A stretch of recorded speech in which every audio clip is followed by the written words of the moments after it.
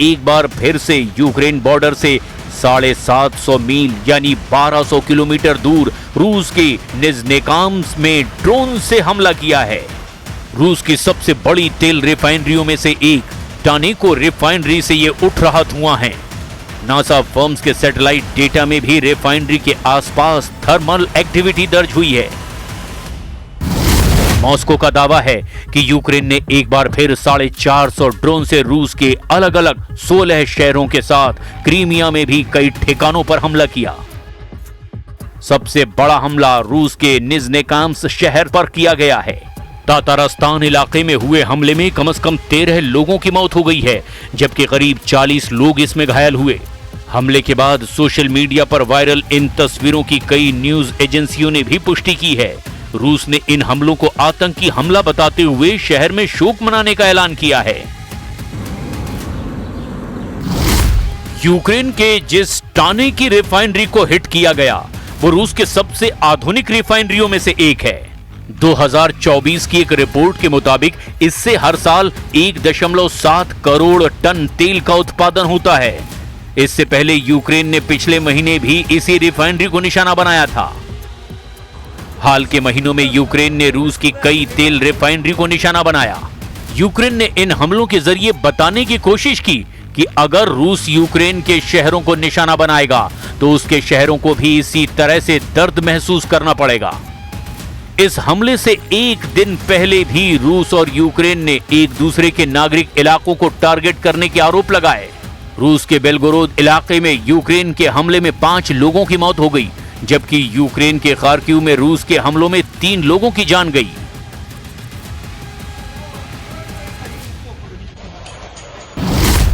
Ukraine की खुफिया agency HERA के उप प्रमुख मेजर जनरल वादिम स्कीबिल्स्की के मुताबिक रूस के बैलिस्टिक हमले अब नहीं रुकने वाले हैं।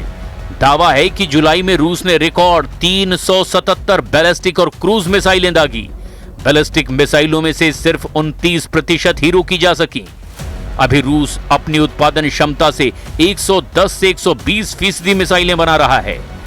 जिरकॉन और अपग्रेडेड ओनिक्स मिसाइलों के सालाना टारगेट रूस ने अगस्त के शुरुआती दिनों में ही पूरा कर लिए थे।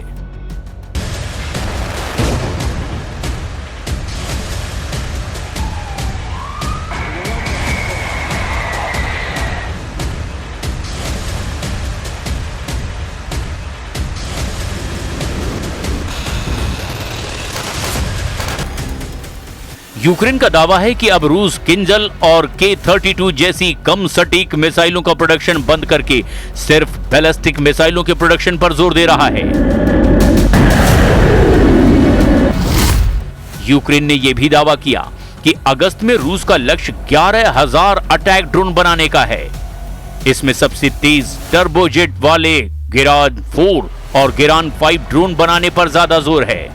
इन ड्रोन की रेंज 450 से 850 किलोमीटर है, जो 500 किलोमीटर प्रति घंटे की रफ्तार से अपने टारगेट को हिट कर सकता है, जबकि 90 किलोग्राम पेलोड ले जाने में यह सक्षम है।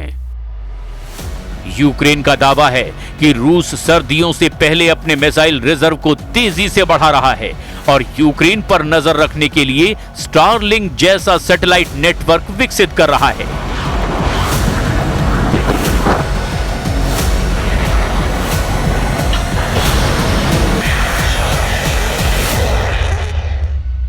Крім всього, що у них є 3 кільця ППО, вони захищають електрику, енергетичні об'єкти. В принципі, захищають все те, по чому вони б'ють нас, розуміючи, що ми будемо дзеркально відповідати.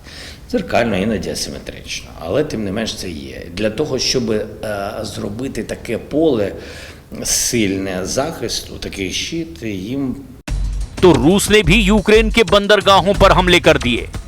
रूस के रक्षा मंत्रालय ने दावा किया कि उसकी सेना ने ओडेसा बंदरगाह पर कम्युनिकेशन और इलेक्ट्रॉनिक युद्ध प्रणाली वाले सैन्य गोदामों पर हाई प्रिसीजन मिसाइलों और ड्रोन से हमले किए हैं। माइकोलाइव बंदरगाह पर सैन्य सामान से लदे जहाज और हथियारों के गोदाम को भी निशाना बनाया गया।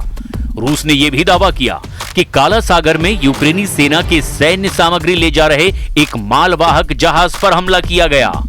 रूस का दावा है कि उसने खार्किव के एक हिस्से पर भी कब्जा कर लिया है। मॉस्को के मुताबिक पिछले 24 घंटों में उसने रूस के 157 मिलिट्री टारगेट को हिट किया है। इसमें लॉजिस्टिक सेंटर, ईंधन और ऊर्जा ठिकानों के साथ ड्रोन गोदाम और सैनिक ठिकाने भी शामिल हैं। रूस के एयर डिफेंस ने 828 यूक्रेनी ड्रोन, कई मिसाइलों और रॉकेटों को मार गिराने का भी दावा किया। लेकिन अभी मॉस्को रूस की सबसे बड़ी रिफाइनरी पर हुए हमले से गुस्से में है। सवाल यह है कि क्या रूस अब सिर्फ बचाव करेगा या और बड़ा पलटवार करेगा? रूस के इतिहास को देखें तो जब भी उसके रणनीतिक ठिकानों, ऊर्जा केंद्रों या नागरिक इलाकों पर हमला हुआ, उसके बाद मॉस्को ने कई गुना ताकत के साथ जबरदस्त पलटवार किया। और यही वजह है कि निज़्नेकाम्स्क हमले के बाद अब सबकी नजरें क्रेमलिन पर टिकी हैं। रूस के लिए टानेको रिफाइनरी सिर्फ एक ऑयल प्लांट नहीं है, बल्कि उसकी ऊर्जा सुरक्षा और युद्धकालीन सप्लाई चेन का सबसे अहम हिस्सा है। ऐसे में आशंका जताई जा रही है कि आने वाले दिनों में यूक्रेन के ऊर्जा ठिकाने, रेलवे नेटवर्क, सैन्य गोदाम और ड्रोन उत्पादन केंद्र रूस के निशाने पर आ सकते हैं।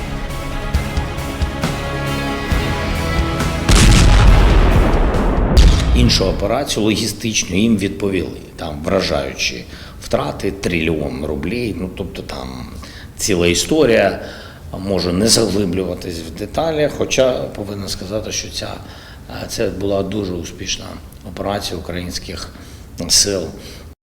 Слабке місце ППО у всіх. У росіян, на жаль, на щастя для них.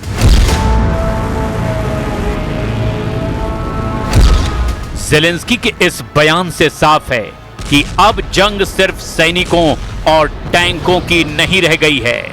रूस और यूक्रेन दोनों मान चुके हैं कि इस युद्ध का अगला चरण ड्रोन, मिसाइल और एयर डिफेंस सिस्टम की क्षमता तय करेगी। यही वजह है कि दोनों देश मोर्चे पर लड़ाई के साथ साथ अब अपनी सैन्य तकनीक को भी तेजी से अपग्रेड कर रहे हैं। यूक्रेन ने पिछले 3 साल में दुनिया के सबसे बड़े ड्रोन प्रोग्राम को खड़ा कर दिया है। कीव हर महीने करीब 8 लाख और साल में 1 करोड़ से ज्यादा ड्रोन बना रहा है। कीव का दावा है कि अब वो हजारों किलोमीटर दूर मौजूद रूसी ठिकानों तक पहुंचने वाले ड्रोन बना रहा है। दूसरी तरफ रूस ने भी अपने गेरान, लांसेट और नई पीढ़ी के जेट संचालित ड्रोन का उत्पादन कई गुना ज्यादा बढ़ा दिया है। यही वजह है कि युद्ध का मैदान अब सिर्फ डॉनबास, खार्किव या खेरसॉन तक सीमित नहीं है, बल्कि तेल refinery, power plant, railway junction, बंदरगाह और एयर बेस तक बैटल ग्राउंड बन चुका है। जिस देश की सप्लाई चेन ज्यादा समय तक सुरक्षित रहेगी, वही इस लंबी जंग में बढ़त हासिल कर पाएगा। हालांकि रूस दुनिया के सबसे बड़े मिसाइल भंडारों में से एक है, जबकि यूक्रेन ने लंबी दूरी के ड्रोन हमलों को अपना सबसे बड़ा हथियार बना लिया है। नतीजा ये है कि अब मॉस्को, सेंट पीटर्सबर्ग, क्रीमिया, तातारास्तान से लेकर के कीव, ओडेसा और लीव तक के कोई भी इलाका पूरी तरह से सुरक्षित नहीं माना जा रहा।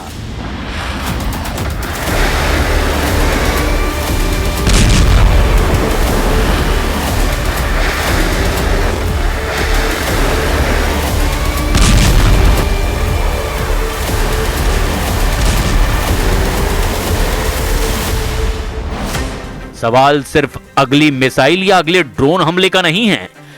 सवाल यह है कि क्या दोनों देशों की ये जवाबी कार्रवाई किसी बड़े सैन्य टकराव का रास्ता तैयार कर रही है, क्योंकि हर नए हमले के बाद जवाब और ज्यादा ताकतवर हो रहा है और दोनों पक्ष पीछे हटने को भी तैयार नहीं दिखाई देते।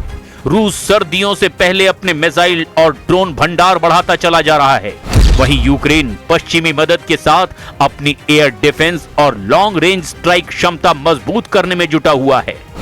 ऐसे में आने वाले महीनों में ऊर्जा ठिकाने, सैन्य अड्डे और रणनीतिक उद्योग दोनों ही पक्षों के खास निशाने बन सकते हैं।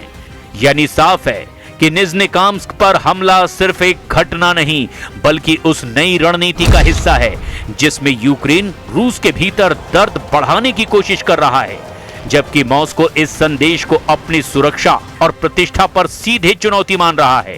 अब पूरी दुनिया की नजर इस बात पर है कि क्रेमलिन का अगला कदम कितना भयानक होगा और क्या रूस यूक्रेन युद्ध को अब और खतरनाक मोड़ पर ले जाया जाएगा।